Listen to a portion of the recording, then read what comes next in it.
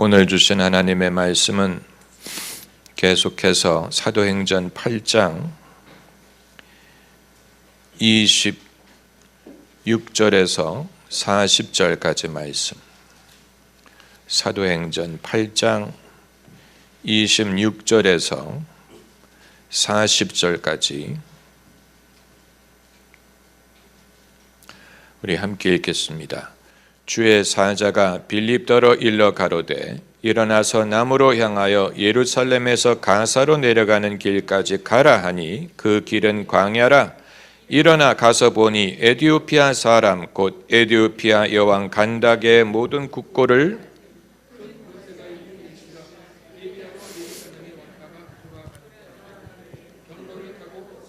이사야 글을 읽더라. 성령이 빌립더로 이르시되 이 병거로 가까이 나가라 하시거늘 빌립이 달려가서 선지자 이사야의 글 읽는 것을 듣고 말하되 읽는 것을 깨닫느뇨? 대답하되 지도하는 사람이 없으니 어찌 깨달을 수 있느뇨 하고 빌립을 청하여 병거에 올라 같이 앉으라 하니라. 읽는 성경 귀절은 이것이니 일렀으되 저가 사지로 가는 양과 같이 끌렸고 털 깎는 자 앞에 있는 어린 양의 잠잠함과 같이 그 입을 열지 아니하였도다. 낮을 때 공변된 판단을 받지 못하였으니 누가 가히 그 세대를 말하리요? 그 생명이 땅에서 빼앗김이로다 하였거늘 내시가 빌립더러 말하되 청컨대 묻노니 선지자가 이 말한 것이 누구를 가리킴이뇨? 자기를 가리킴이뇨? 타임을 가리킴이뇨? 빌립이 입을 열어 이 글에서 시작하여 예수를 가르쳐 복음을 전하니 길 가다가 물 있는 곳에 이르러 내시가 말하되 보라 물이 있으니 내가 세례를 받음에 무슨 거리낌이 있느뇨? 이에 명하여 병거를 머물고 빌립과 내시가 둘 다 물에 내려가 빌립이 세례를 주고 둘이 물에서 올라갈새 주의 영이 빌립을 이끌어간지라. 내시는 호련히 길을 가므로 그를 다시 보지 못하니라. 빌립은 아소도에 지나다니며 복음을 전하고 가이사랴에 이르니라. 아멘. 제가 초등학교 4학년이었을 때 담임 선생님이 한 번은 이런 말씀을 하셨습니다. 자가용을 타는 사람이 제일 부러울 때가 언제냐? 타고 가면서 책 읽는 것을 볼 때다라고 말했습니다. 운전하면서 읽는다는 뜻은 아닙니다. 당시에는 자가용을 소유한 대부분의 사람들은 기사를 두었지요. 당연히 뒷자리에 앉아서 책을 읽었을 것입니다. 당시만 해도 자가용이 많지 않았고 자가용을 가진 사람은 소수의 특권층에 속했습니다. 그 이외 대부분의 사람들은 대중교통을 이용했고 대중교통은 버스와 택시밖에 없던 시대입니다. 버스는 시루와 같아서 타고 가면서 책을 읽는 것이 어렵지요. 오늘 이 본문에 나오는 에디오피아 내시는 특권층에 속해서 특권층이 누리는 특권이 있는 사람입니다. 그렇기 때문에 자기가 직접 말을 몰지 않아도 되고 자기가 직접 병거를 몰지 않아도 됩니다. 남이 병거를 모는 병거에 평안히 타고 가기만 하면 됩니다. 그런데 이 사람이 타고 가면서 무엇을 하고 있었습니까? 성경을 읽고 있었습니다. 사람에 따라서 누리는 지위와 특권이 다릅니다. 그게 다 같을 수 없고 다 같으리라고 요구할 수도 없습니다. 누구는 왜 걸어가는데 누구는 병거를 타고 가느냐? 불공평하지 않느냐라고 생각이 될 수도 있지만 어떤 특권을 누리든 간에 그것을 선한 목적을 위해 사용하면 됩니다. 남들이 걸어간다고 나도 병거에서 내려 걸어가야 되는 게 아니에요. 에디오피아는 걸어가기에는 너무 먼 나라예요. 그 대신 이 내시가 병거를 타고 가면서 이사야서를 읽고 있었기 때문에 하나님이 빌립을 통해 이 사람을 회심시킬 수가 있었던 것입니다. 하나님이 우리에게 어떤 좋은 조건을 주셨든지 그것으로 인해 민망하게 생각하지 말고 그것을 좋은 일의 도구로 삼으면 됩니다. 그러면 좋은 결과를 얻을 수 있습니다. 이 에티오피아 사람은 아주 영특한 사람이 성경을 읽는 안목이 남달랐습니다. 그래서 남들이 묻지 않을 질문을 빌립에게 했습니다. 청컨대 묻노니 이 선지자 이 말한 것이 누구를 가리킴이뇨? 자기를 가리킴이뇨? 타인을 가리킴이뇨? 아주 훌륭한 질문을 했어요. 다만 훌륭한 질문을 하는 것과 그렇다고 자기 질문의 해답을 스스로 찾는 것은 다른 것입니다. 그 대답은 빌립이 줄 수 있었던 것입니다. 다만 훌륭한 질문을 했기 때문에 훌륭한 깨달음을 얻을 수가 있었던 것입니다.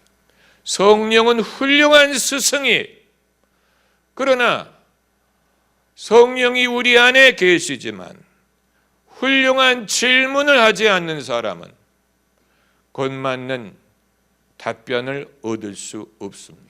만약에 우리의 평소의 관심사가 육신과 세속적인 것에 있다면 아무리 성령이 우리 안에 거하시더라도 성령이 우리를 가르치시고 우리를 인도하시는 데는 한계가 있을 것입니다.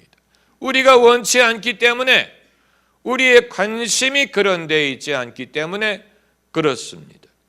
배가 고픈 사람이라야 음식이 귀중한지를 알 수 있는 것처럼 영적인 목마름이 있는 사람이라야 하나님도 은혜를 주실 것입니다. 묻기도 하고 듣기도 하며 예수님이 성전에서 묻기도 하며 듣기도 하셨다고 하셨어요. 이것이 배우는 사람의 자세, 묻기만 하는 것도 아니에요. 듣기만 하는 것도 아니에요. 둘 다 하셨어요. 물으시고 들으시고. 왜 오늘날 많은 사람들은 듣는 행위에는 익숙한데 물으려고 하지를 않는지. 묻지 않는다는 말은 질문이 없다는 말이고 할 말이 없다는 말이고 하나님에게 할 말이 없다는 말이 되는 것입니다. 하나님에게 할 말이 있어야 기도가 될 것이 아닙니까? 하나님께 할 말을 하는 것이 기도인데 하나님께 드릴 말씀이 없다면 그 사람은 기도할 거리가 없는 것입니다. 기도라는 것이 반드시 요구를 하는 것이 아니에요. 기도는 대화하는 것입니다. 하나님은 인격체이시기 때문에 산타클로스가 아니에요. 우리의 요구하는 것을 아뢰는 것뿐만이 아니고 대화를 해야 될 게 아닙니까? 인생의 문제에 대해서, 하나님의 섭리에 대해서, 내 인생을 이해하는 것에 대해서, 하나님의 목적에 대해서 얼마든지 여쭐 수 있고 하나님은 얼마든지 대답하실 것입니다.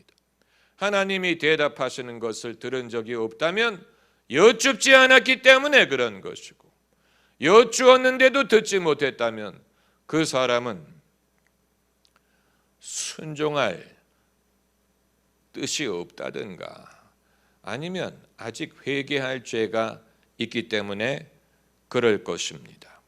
이제 에티오피아 사람이 물은 질문, 청컨대 이 사람이 누구를 말함이뇨? 자기에 대해 말함이뇨? 타인에 대해 말함이뇨? 이 질문은 메시아 예언의 성격에 대한 질문이에요. 그리고 예언의 성격에 대한 질문이에요. 메시아 예언에 대한 질문. 예언자가 예언을 할 때 그 뜻을 아직 다 알지 못하고 예언했습니다. 그게 구약의 예언의 특징입니다.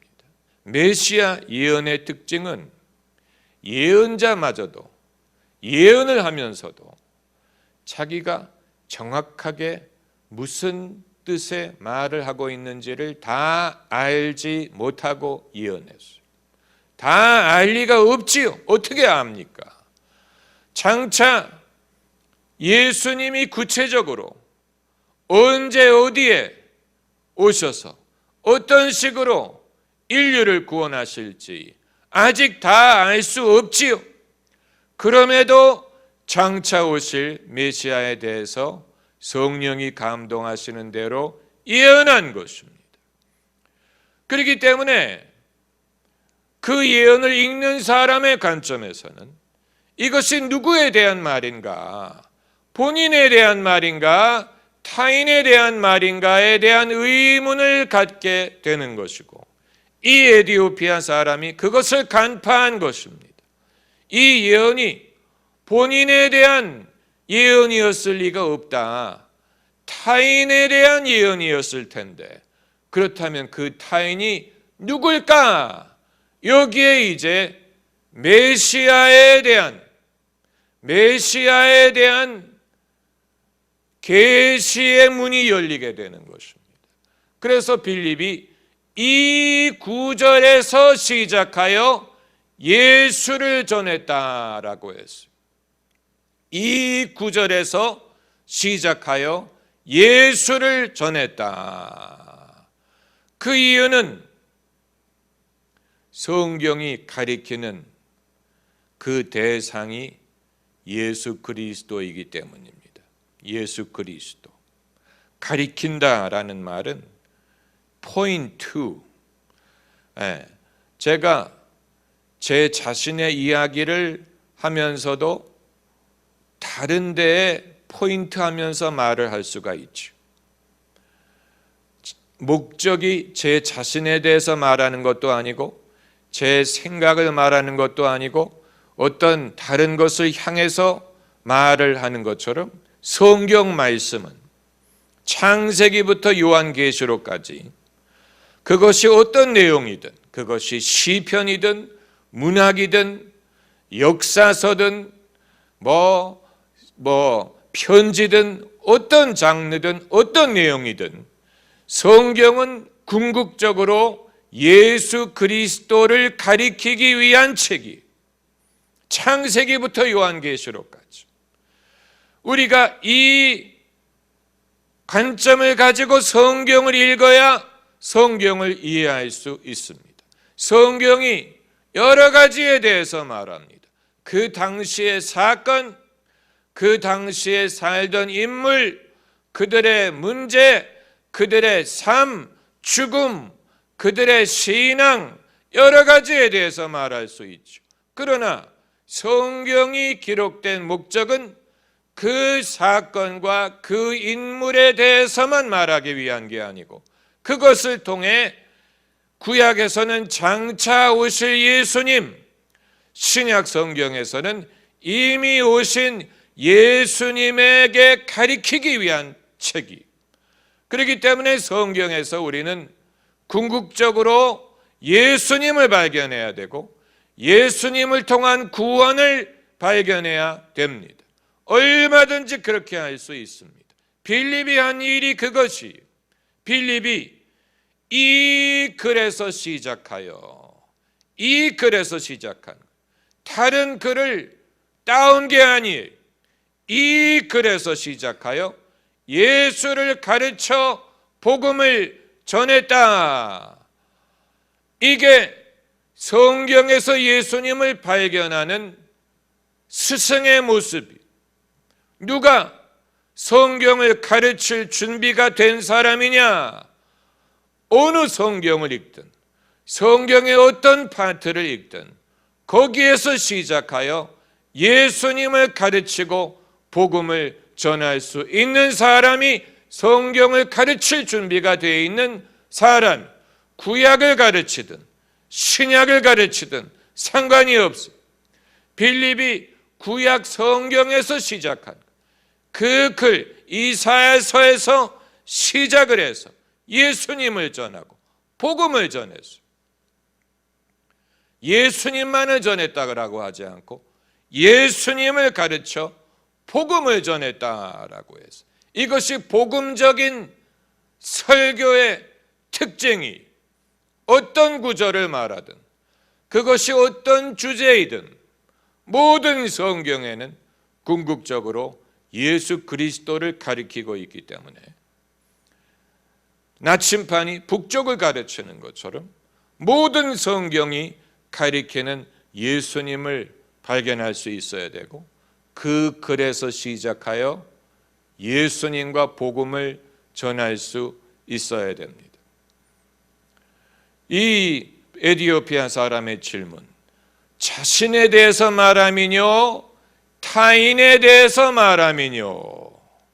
빌립의 앤서는 타인에 대해서 말한 것이다. 본인에 대해서 말한 게 아니다. 예수님에 대해서 말한 것이다. 이것이 신앙으로 읽는 성경.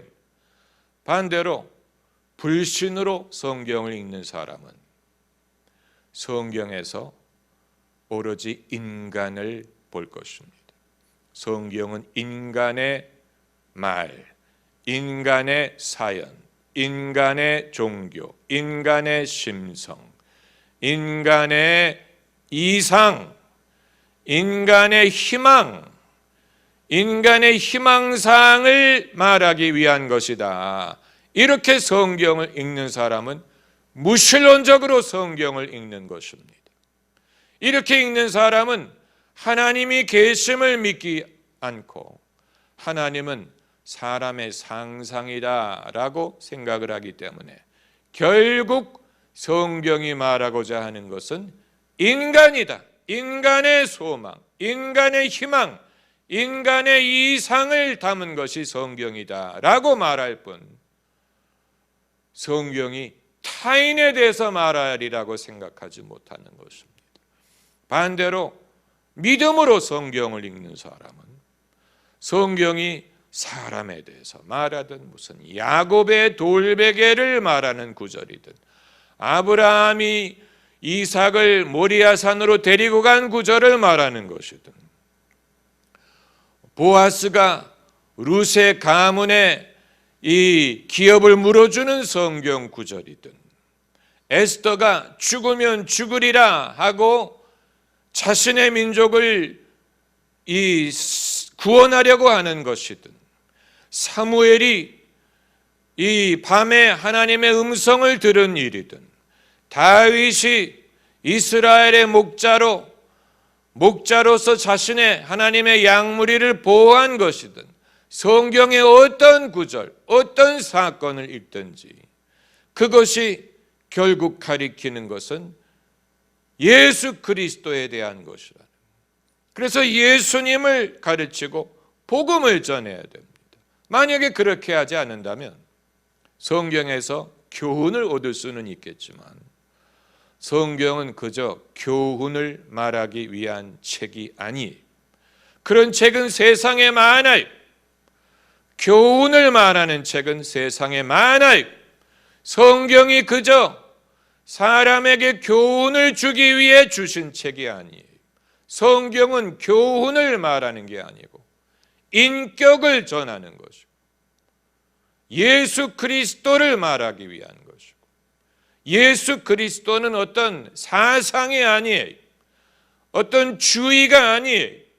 예수님은 살아계신 분이 예수님은 인격체예요. 성경 말씀을 통해 예수님을 만나야 돼요. 예수님을 만나기 전까지는 성경에 있는 그 진실을 다 발견하지 못한 것입니다. 왜 어떤 사람들은 그것이 어렵다고 할지 그건 아직 성령으로 거듭나지 못했기 때문. 너희가 물과 성령으로 거듭나지 아니하면 하나님 나라에 들어갈 수 없다. 육으로 난 것은 육이요 영으로 난 것은 영이니 육으로 영적인 것을 터득할 수 없어요. 육신적인 노력으로 영적인 것을 터득할 수 없어요. 성령으로 난 자라야 영으로 난 것은 영이니 육으로 난 것은 육이. 이 사실을 우리가 기억해야 됩니다.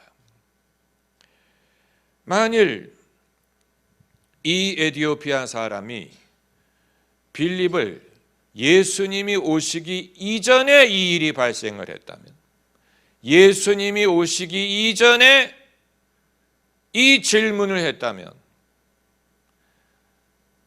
흡족한 답변을 얻지 못했을 것입니다. 왜냐하면 이 예언이 아직 성취되지 않았기 때문에. 이것이 예언의 특징입니다. 성경 말씀은 성취되기 이전에는 분명히 이해할 수 없는 말씀들이 있어요.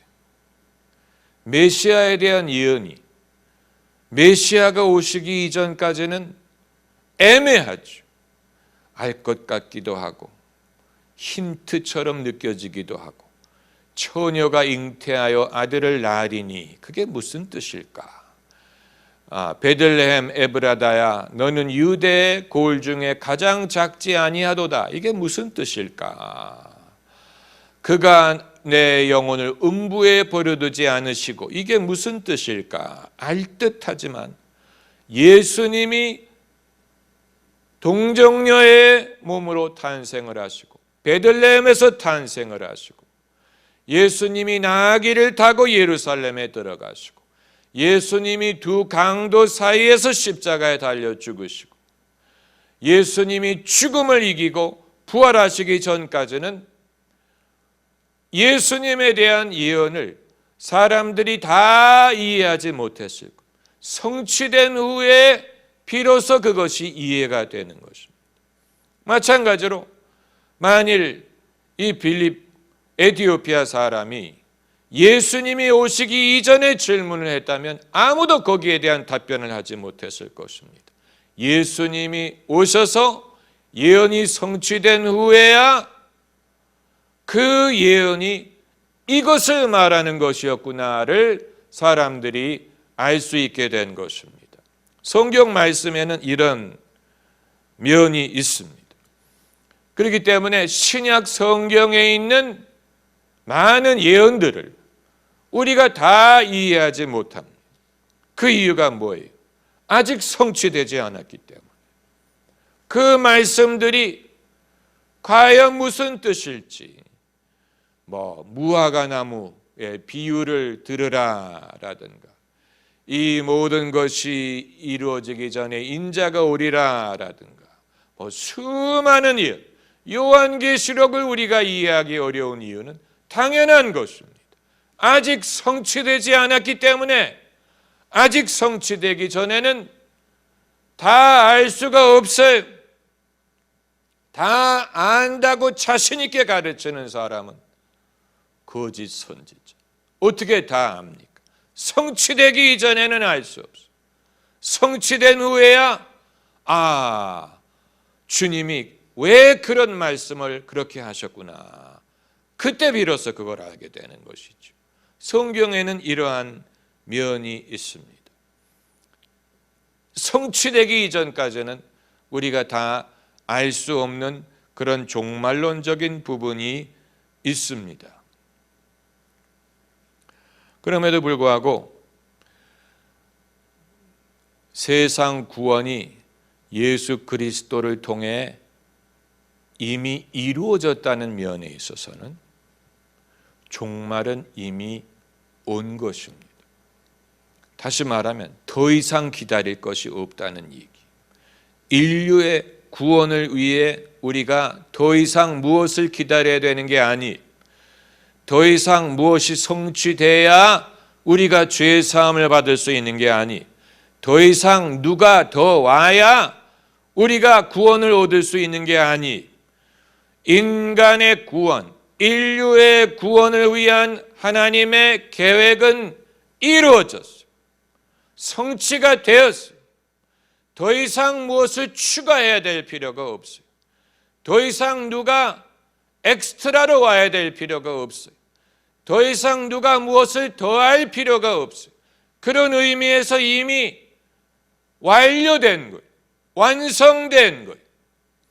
예수님이 재림하시는 것이 남았지만, 그러나 인간의 구원의 문제에 있어서는 하나님은 이미 당신의 일을 이루셨고 예수 그리스도께서 그 일을 완성하셨고, 여기에 어느 누가 무엇을 추가할 일이 없고, 그런 의미에서는 우리가 오직 기다리는 것은 예수님이 재림하셔서 왕의 왕으로 오시는 것뿐이에요. 하지만 하나님이 하실 일은 이미 완료됐다고 볼 수 있습니다. 종착역에 왔다고 볼 수 있는, 구원론적인 면에서는 이미 종착역에 왔어요. 그것이 이제 정리되는 일은 아직 남아있지만 인간의 죄의 문제는 이미 해결됐어요. 예수 그리스도를 통해서 예수님의 보혈로 해결할 수 있는 길을 마련하셨어요. 사람이 믿느냐 안 믿느냐 하는 문제가 남아있는 것뿐이지, 그건 인간의 문제지 하나님의 문제는 아니에요. 하나님은 당신의 일을 하셨어요. 이제 사람이 자신의 역할을 할 문제, 믿거나 안 믿거나. 그러나 그런 사람의 과제이지, 예수님이 추가로 무엇을 하셔야 된다, 하나님이 추가로 무엇을 누구를 보내셔야 되는 것이 아니에요. 그런 의미로 우리는 끝에 이미 온 것입니다. 에티오피아 사람은 세례를 받은 후에 병거를 타고 고향으로 갔는데, 빌립은 뭘 타고 갔는지 아세요? 성령의 번개 열차를 타고 갔어요. 오늘 본문을 보세요. 성령이 낚고챘다 그랬어요. 성령이 빌립을 이끌어간지라. 이끌어간다는 말에 숫자가 있지요. 아래로 내려가면 빼앗아간지라. 성령이 빌립이 터벅터벅 걸어서 고향으로 돌아갔으리라고 생각할 수 없습니다. 에티오피아 사람이 병거를 타고 갔기 때문에 특권을 누린다고 생각한다면, 빌립이 번개 열차를 타고 간 것은 그건 특권 중에 특권이죠. 하나님의 종은 당신의 일을 하기 위해 하나님이 주시는 특권을 누릴 때가 있습니다. 1970년도에 빌리그레암 목사님이 여의도 광장에서 전도 집회를 인도했지요. 마지막 날 집회가 끝난 후에 미 8군이 헬리콥터를 보내줘서 빌리그레암 목사님이 그 광장에서 헬리콥터를 타고 떠났다 그랬어요. 그 성도들이 보니까 마치 예수님이 승천하시는 것과 같았다라고 말을 했는데, 아마 어떤 사람들은 생각할 거예요. 목사가 무슨 헬리콥터를 타고 가느냐, 그건 뭐 특권 VIP 대접을 받는 게 아니냐, 그렇게 생각할 수 있어요. 그러나 빌리그레암 목사님은 여의도 광장 이외에도 가서 설교할 때가 많아요. 미 8군에 가서도 설교를 해야 돼요. 그렇기 때문에 미 8군에서 헬리콥터를 보내준 거예요. 그러니까 할 일이 한 군데만 있는 게 아니었어요. 할 일이 많았기 때문에 이 일이 끝난 다음에 남아서 같이 밥도 먹고 은혜가 많지 않았습니까? 할렐루야 뒷담화를 나눌 수도 있지만, 할 일이 많기 때문에 헬리콥터를 타고 나서 가야 돼. 왜 성령의 번개 열차로 빌립을 데려가셨을까? 그 이유는 알 수 없지만 필요하기 때문에 그렇게 하셨을 거예요. 필요하기 때문에, 일할 때가 많고 추수할 곡식이 많기 때문에 에티오피아 사람과 남아서 이런 얘기 저런 얘기를 할 수도 있었지만, 그러나 에티오피아 사람은 그 사람대로 할 일이 있고 빌립은 빌립대로 할 일이 있기 때문에 이제 내가 예수님을 믿고 세례를 받았으니 너는 너대로 가라. 빌립은 빌립대로 가서 할 일이 있으리라. 이렇게 해서 각자 자기의 길을 가게 하신 것입니다. 여러분, 사람은 각자 자기의 맡은 역할에 충성하면 됩니다. 빌립은 복음 전도자였어요. evangelist. 교회에 복음 전도자라는 직분이 없지요. 우리는 목회자만 인정하고 선지자를 인정할까 말까, 그 이외에 사도라든가 복음 전도자라든가 교사라는 직분도 뭔지 잘 몰라요. 교사라는 게 어떤 주일학교 교사를 말하는 게 아니에요. 아무튼 빌립은 목회자가 아니고 복음 전도자였어요. 목사가 아니기 때문에 남아서 양을 돌볼 필요는 없고 복음만 전하고 다른 곳으로 갔습니다. 그게 복음 전하는 사람의 특징이에요. 에티오피아 사람은 아직 예수님을 몰랐을 뿐이지 그 이외 면에 있어서는 경건에 충분한 훈련이 된 사람, 그렇기 때문에 예루살렘까지 온 사람 아닙니까? 이미 준비가 된 사람이었어요. 이미 준비가 된 하나님을 경외하는 사람이 이제 예수님을 믿고 세례를 받았기 때문에 이제 이 사람은 자기의 고향에 돌아가서 그 고향 사람들에게 복음을 전할 수가 있고, 그리하여 콥틱 교회라는 가장 역사가 긴 교회가 아프리카에 세워질 수가 있었던 것이고, 한 사람을 통해 이 일을 하셨습니다. 한 사람, 이 에티오피아 사람을 전도한 것도 빌립 한 사람이었고, 고향에 콥틱 교회를 세운 것도 에티오피아 사람 한 사람이었어요. 한 사람의 역할을 무시하면 안 돼요. 많은 팀이 가야 되는 게 아니에요. 팀이 있으면 좋겠지만 한 사람으로도 됩니다. 니느웨 성을 회개케 하기 위해 요나 한 사람으로 됐어요. 우리가 하나님의 능력을 다 알지 못하기 때문에 하나님께서 믿고 순종하는 사람을 통해 얼마만큼의 일을 하실지를 확신하지 못하는 것뿐입니다. 이건 우리의 믿음이 부족한 것이죠. 우리의 믿음이 그만큼 부족한 것. 하나님을 실감하지 않는 것입니다. 하나님의 능력을 실감하지 않는 것입니다. 한 사람을 통해서도 하나님이 하실 수 있어요. 여러 사람을 사용하시기를 원하시겠죠.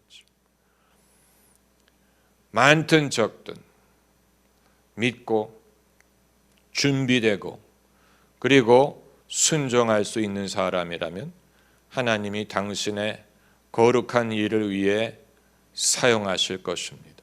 할렐루야. 할렐루야. 기도하십시오.